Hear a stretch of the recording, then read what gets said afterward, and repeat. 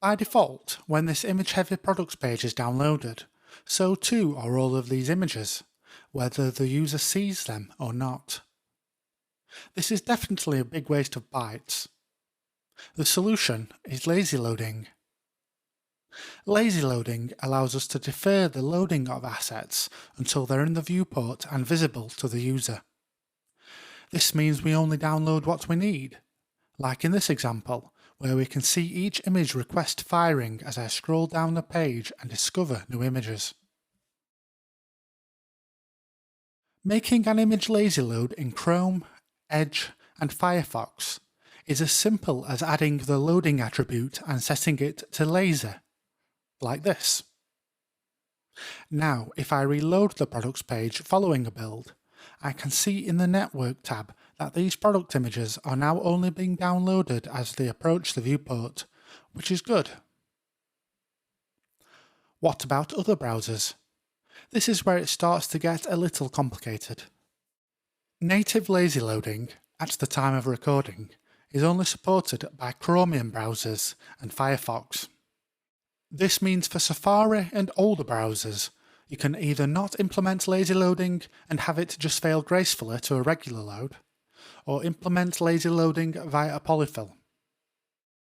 If you select the second option, it's currently not possible to polyfill this functionality 100%. The closest we can get is by using this polyfill, which uses the Browser Intersection Observer API to reproduce the functionality, which itself needs a polyfill if you're needing to support Internet Explorer. Install the lazy load polyfill as an npm module, like so, and then import into our global JavaScript file.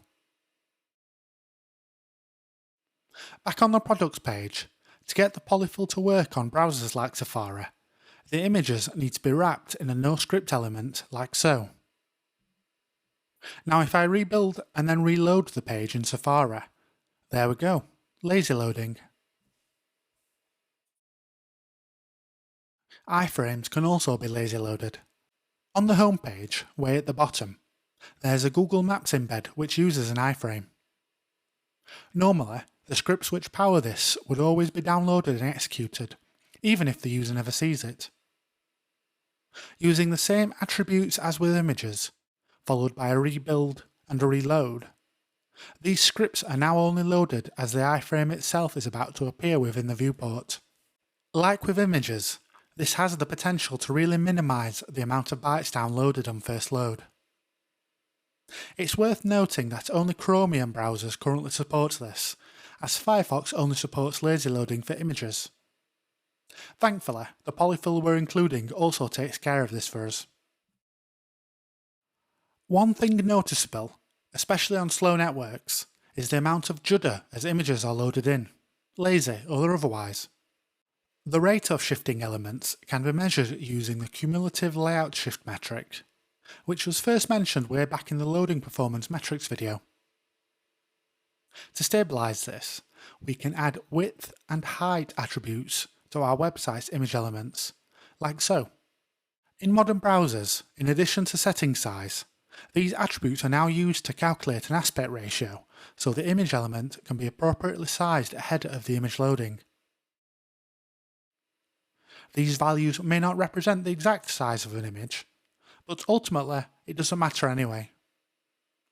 200 pixels by 100 pixels on mobile, or 500 pixels by 250 pixels on desktop, the aspect ratio is the same. Though a minor bug, notice how the image size is now warping as the browser scales down. This is due to the absence of a generic CSS height rule on image elements, making the browser use the height attributes instead. Add width and height attributes to the rest of the website's images. In Chrome, you can easily discover the pixel values like so. This layout issue also applies to video elements as well, so make sure to give them width and height attributes. Let's finish off by doing a comparison before and after lazy load and size attributes. We'll test the products page, which is image heavy, so stands to gain the most from these changes. Right away, in the waterfall, look how fewer image requests there are when lazy load is active. The overall load time is reduced, as is the number of requests and bytes loaded. That's to be expected. There isn't much in the way of cumulative layout shifting. This could be because the layout is quite simple. If we run the same kind of comparison on the home page, which has elements positioned in more complex layouts, you see a different story. Far fewer layout shifts were recorded when images had width and height attributes, which is why it's dropped to almost zero.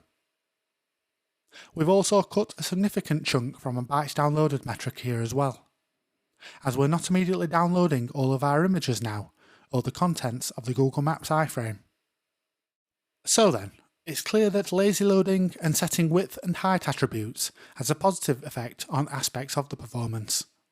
Apart from the overall Lighthouse score, which now sits at 82, we've now also hit all of our performance goals.